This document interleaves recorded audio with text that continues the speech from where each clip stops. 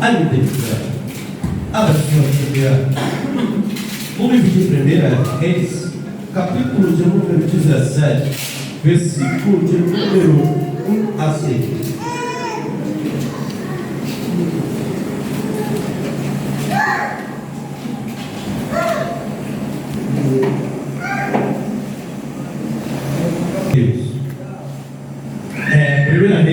Primeira Reis, capítulo de número 17, versículo de número 1 a seguir. 1 Reis 17, 1 a seguir.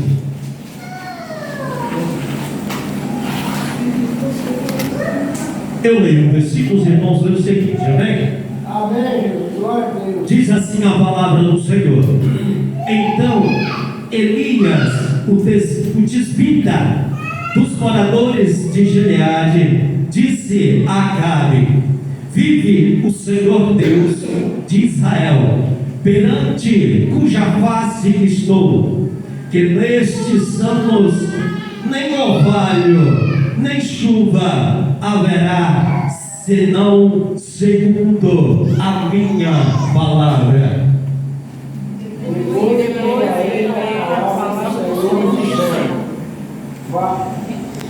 Retira-te daqui e vai para o oriente e esconde-te junto ao ribeiro de Querite, que está diante do Jordão. Até aqui, queridos, podeis assentar glorificando ao Senhor. Soberano e eterno Pai, querido Deus, aí está a tua palavra, Senhor. Me usa, meu Senhor, como um canal de bênção, Senhor, para falar com a tua igreja. Não aquilo, Senhor, que queremos ouvir, mas aquilo, Senhor, que precisamos, Pai, para sairmos daqui nesta noite, compreendendo e entendendo, meu Pai, aquilo que o Senhor quer de cada um de nós, compreendendo e entendendo, meu Pai, a tua palavra. Continua, meu Senhor, conosco, assim nós te pedimos e te agradecemos, no nome de Jesus. Queridos, nessa passagem nós vamos ver aonde o profeta vai falar. Eu gostaria que a irmã, por favor, pode só o versículo de número 1, a qual nós vimos. Versículo de número 1. Perceba que a palavra do Senhor vai dizer, já no seu finalzinho, ela vai dizer: se não segundo a minha palavra. Querido, nesta passagem nós vamos ver um homem, profeta do Senhor, onde ele vai dizer que segundo a palavra dele, ele não vai dizer segundo a palavra do Senhor Deus, não, ele vai falar segundo a minha palavra. Perceba, querido, que ele vai dizer que durante aqueles anos que iam se passar, não havia chuva, não ia acontecer, não ia vir chuva, nem orvalho sobre aquela terra. Só que agora, querido, nós vamos ver este homem que acaba de dar uma palavra, dizer que segundo a sua palavra não haveria chuva sobre aquela terra. Esse homem agora ele vai precisar sair deste lugar. Por quê? Porque a seca, a partir do momento que ele falou aquelas palavras, a seca já começou a vir naquele lugar. Só que agora a Bíblia vai dizer que ele vai precisar sair daquele lugar. Para quê, querido? Para sobreviver. A Bíblia vai dizer que o Senhor vai dizer para ele: olha, vai para o Querite, e lá tu vai para um lugar, e lá tu vai ser alimentado pelos corvos. E a Bíblia vai dizer que ali o Senhor manda ele ir para um ribeiro, e ou no ribeiro que é diante do Jordão. Ou seja, querido, o Senhor vai te levar para onde ele vai te levar, eu não sei. Ei, querido, mas eu sei de uma coisa, que o Senhor ele vai te levar para onde ele quer que você esteja na presença do Senhor. Só, querido, que não, a Bíblia vai dizer que ali durante aquele período que ele passou naquele lugar, a Bíblia vai dizer que os corvos levavam comida para ele, ele bebia água do ribeiro. Querido, só que agora o ribeiro ele vai secar. A Bíblia vai dizer no seu versículo de número 1 Samuel de número 3 ao 7, a Bíblia vai falar que aquele ribeiro seca. Querido, a Bíblia vai dizer desta forma: retira-te daqui e vai para o oriente, e esconde-te junto ao ribeiro de Querite, e está diante do Jordão, e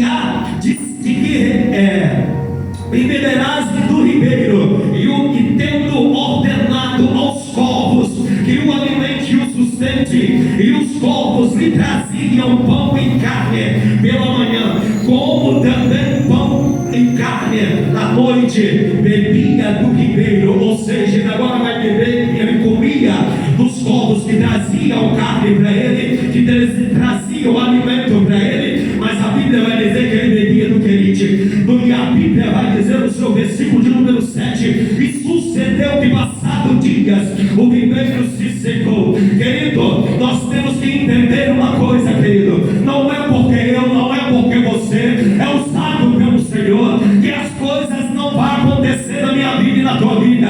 Não é porque eu prego, não é porque eu canto, não é porque eu louvo o Senhor, não é porque eu ministro a palavra do Senhor que eu não vá passar por luta, que eu não vá passar por peleja. Ei, querido, ribeiro também cega para profeta, ribeiro também cega para aquele que ministra a palavra do Senhor. Este homem, querido, o homem que ele vai falar segundo a minha palavra, não vai haver chuva. Só que agora, querido, nós vamos ver este homem, ele vai fugir para um lugar que agora, neste lugar que ele vai se encontrar, a Bíblia vai dizer que secou para ele. Ei, querido, eu não sei o que você está vivendo, eu não sei o que você está passando, mas eu sei de uma coisa, eu sei que o Senhor, ele está no controle de tudo, nada sai do controle do Senhor. A Bíblia vai dizer que esse ribeiro ele vai secar, mas logo em seguida o Senhor vai dar para ele também: olha,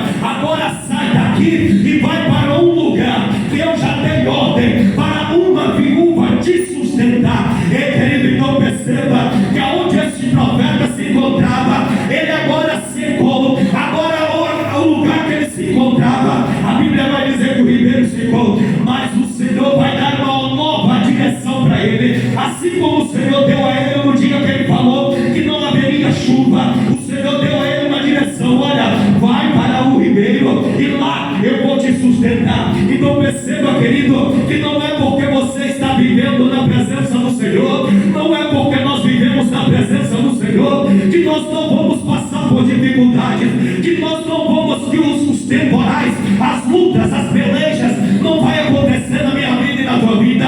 Não é porque nós estamos na presença do Senhor que nós não vamos passar dias difíceis. Vamos sim, querido, porque o Senhor, ele disse que nós iríamos passar. O Senhor, ele disse que no mundo nós teríamos aflições, mas que nós também tivéssemos bom ânimo, porque ele venceu. Então, querido, nós temos que ter bom ânimo no meio dessas lutas, porque, querido, a Bíblia vai dizer em 2 Coríntios, no seu capítulo de número 12, a Bíblia vai dizer, no seu versículo de número 7, a Bíblia diz: e para que eu não ficasse orgulhoso com a grandeza das revelações que foi posto um espinho na carne, mensageiros de Satanás, para me esbofetear, a fim de que eu não me exalte. Então perceba, querido, que essa passagem é a passagem onde o profeta vai dizer para o Senhor: Senhor, tira isso de mim. E o Senhor vai dizer, ele vai pedir para o Senhor, vai orar para o Senhor 3 vezes para que o Senhor tire dele. Só que a Bíblia vai dizer que o Senhor deu a ele o quê? Um espinho na carne, querido. O espinho na carne para quê? Para que ele não se glorie, para que nós não venhamos nos gloriar. Ou seja, nós precisamos passar por algumas coisas, querido. Nós necessitamos, porque se nós fossemos como este homem, o homem a qual diz: olha, sobre a minha palavra não vai haver chuva, ele poderia se gloriar. Só que agora, querido, este homem, esse aqui agora, profeta, agora ele vai sair daquele lugar e vai para um outro lugar. E agora aqui, segundo Coríntios, querido, nós estamos falando do apóstolo Paulo, onde ele agora vai dizer: Senhor, tira de mim. E agora o Senhor vai colocar nele o que? Um espinho na carne, para que ele não se gloriasse das missões que o Senhor havia dado a ele. Então, querido, para nós não nos gloriar naquilo que o Senhor faz na minha vida e na tua vida, para nós não nos gloriar, às vezes precisamos passar por algumas coisas, porque senão nós vamos olhar para nós e dizer assim: ah não, eu sou capaz, é eu que faço, é eu que deixo de fazer. E querido, nós não somos capazes capazes de nada se não for o Senhor na nossa vida. Nós não somos capazes de nada sozinhos. Nós somos dependentes do Senhor. Nós somos dependentes da graça, da misericórdia do Senhor, porque sem Ele nada nós podemos fazer. Querido, quando esse ribeiro vai secar, o Senhor vai dizer para ele: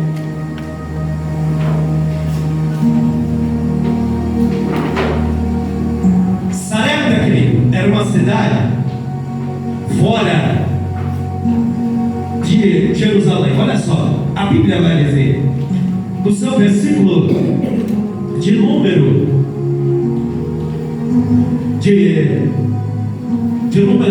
9, a Bíblia vai dizer desta forma: e levantou-se, e levanta-te e vai para a Sarepta, que é de Sidom, e ali habita.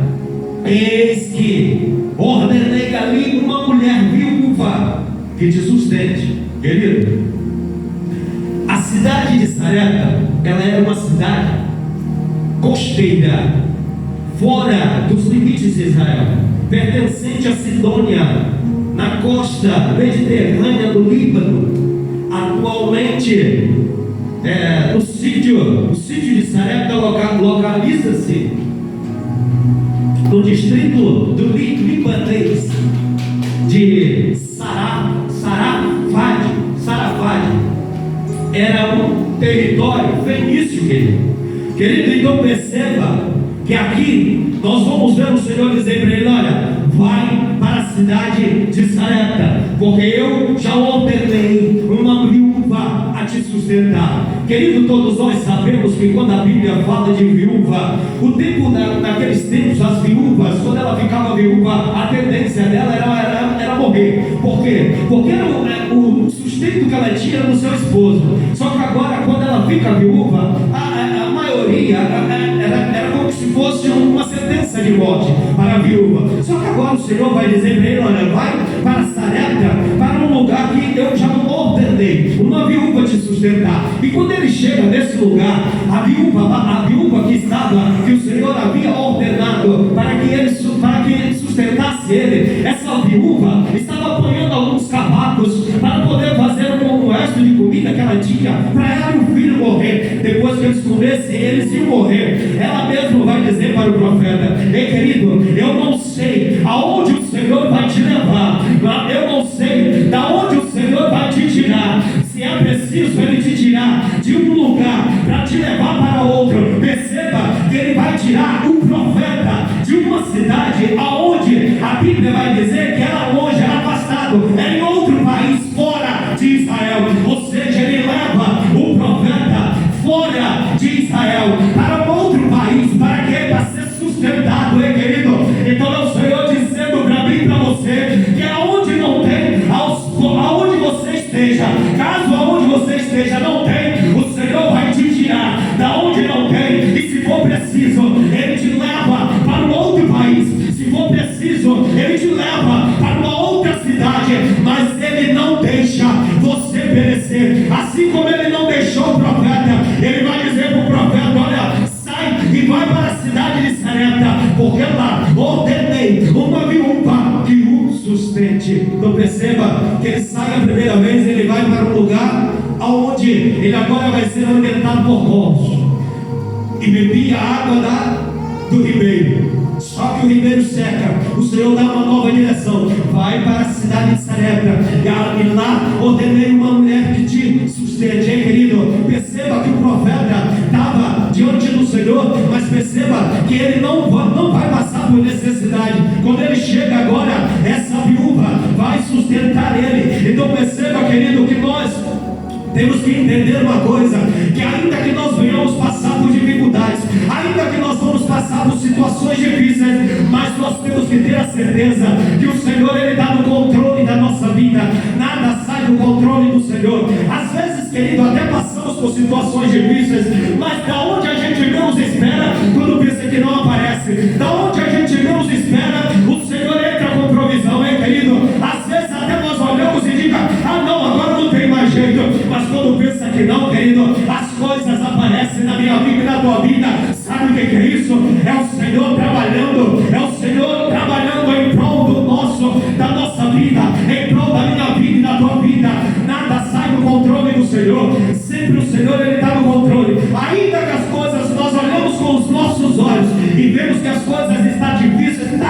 mas só que nada sai do controle do Senhor. Quando as coisas estão bem feias, mesmo quando pensa que não, clareia. Glória a Deus. Isso é o Senhor trabalhando, querido. Então, em terceiro lugar, a Bíblia vai dizer, no seu versículo de número 18, capítulo de número 1 Reis, no seu capítulo 18, versículo de número 34, a Bíblia diz: e disse: enchei de água 4 cântaros, e derramai sobre o holocausto e sobre a lenha, e disse: fazei-o segunda vez. E fizeram segunda vez. Disse ainda: fazei-o a terceira vez. E fizeram a terceira vez. Querido, nesta passagem é onde agora o profeta Eliseu, ele vai passar, ele vai estar diante dos profetas de Baal. E nesta passagem é onde ele agora, perceba que lá no início ele disse o quê? Que não haveria chuva naquele lugar. A terra começa a secar tudo. Agora, nesta passagem, já no seu capítulo de número 18, nós vamos ver este homem pedir água. E a Bíblia vai dizer que ele pede água e começa. Mas nós somos limitados nessa terra. Então este homem agora ele vai ficar com medo de uma mulher, sendo que ele não teve medo daqueles profetas, 450 profetas Baal. Ele não teve medo. Ele não teve medo quando ele abriu a boca e dizendo: não vai haver chuva aqui, ele vai falar diante do rei. Poderia naquele momento o rei mandar matar ele na mesma hora. Ele não teve medo de falar. Mas perceba que quando ele faz isso, ele mata os profetas de Baal, de Jezabel. Quando Jezabel sabe, vai dizer: não, agora vai acontecer com ele a mesma coisa. Esse homem vai fugir, correr com medo de Jezabel. Isso mostra o quanto eu e o quanto você somos limitados. E deixa eu correr, que já estou encerrando. E em quinto lugar, a Bíblia vai dizer, no seu versículo de número 19, capítulo de número 19, de 1 Reis 19, versículo de número 7 e 8, a Bíblia diz: e o anjo do Senhor tomou segunda vez, e o tocou e disse: levanta-te e come, porque te será muito longo o caminho. Levanta-te, pois, e comeu, levantou e comeu e bebeu, e com a força daquela comida caminhou 40 dias e 40 noites até o Horebe, o monte de Deus. Querido, perceba que o homem, ele é um homem, um profeta usado pelo Senhor, corre agora com medo de Jezabel. Só que agora esse mesmo homem, por correr com medo de Jezabel, ele vai se esconder em uma caverna. Ele vai se esconder, e a Bíblia vai dizer que esse homem ele pede até para morrer, pede até a sua morte. Então perceba, o grande profeta do Senhor, usado pelo Senhor, ele vai pedir até a morte. Só que agora o Senhor vai chegar diante dele e vai pedir para que ele levante e coma. Pede para que ele se levante daquela prostração que ele estava prostrado. E ele vai comer, porque a caminhada dele, que ele vive, que ele tinha pela frente, era muito longa ainda. E a Bíblia diz o que ele levantou-se e comeu. E durante aquela comida que ele comeu, passou 40 dias e 40 noites caminhando com aquele alimento que o Senhor deu a ele.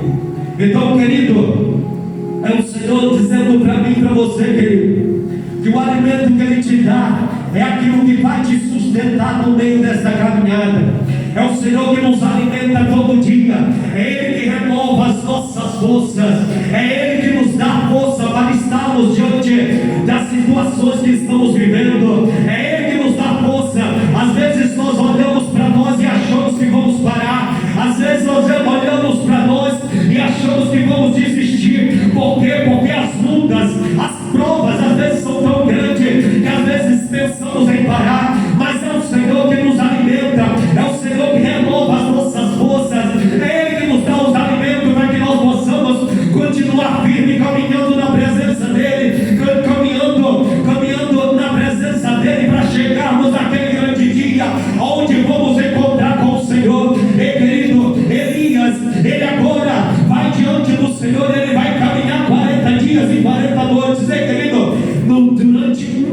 mandamento que o Senhor deu.